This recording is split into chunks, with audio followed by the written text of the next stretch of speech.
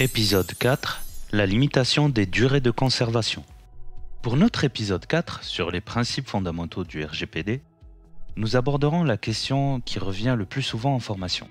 Et ça, je peux le conserver combien de temps? Nous aimerions vous répondre. Alors, il existe bien une formule magique. Mais c'est un secret. À défaut de formule magique secrète, nous pouvons tout de même vous proposer un raisonnement qui vous permettra de répondre à cette question par vous-même. La conservation des données peut se découper en 2 ou 3 temps. D'abord, la base active. Les données sont conservées tant que l'objectif du traitement n'a pas été atteint. Exemple, les données de vos clients actuels sont conservées tant que leurs contrats sont bien en cours. Ensuite, l'archivage intermédiaire. Une fois l'objectif du traitement atteint, les données sont archivées pour une durée fixe. C'est généralement à cette étape qu'il faut fixer les durées de conservation.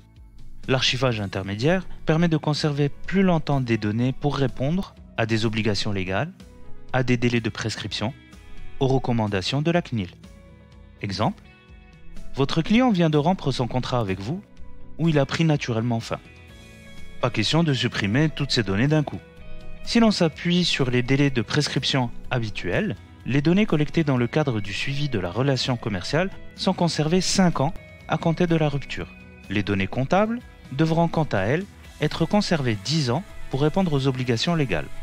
Côté prospection, à moins que le client ne s'y soit opposé, les données utiles peuvent être conservées 3 ans à compter de la fin de la relation commerciale selon les recommandations de la CNIL.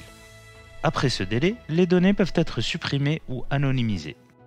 Dans certains cas, les données peuvent également être conservées de manière définitive.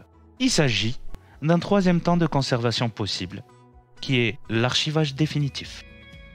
Par exemple, il s'agit des données versées aux archives publiques pouvant présenter un intérêt historique, scientifique, etc. Ces données ne font pas l'objet de destruction. N'attendez plus. En fonction de vos activités de traitement, prenez le temps de créer votre registre de durée de conservation et vos procédures d'archivage et de suppression.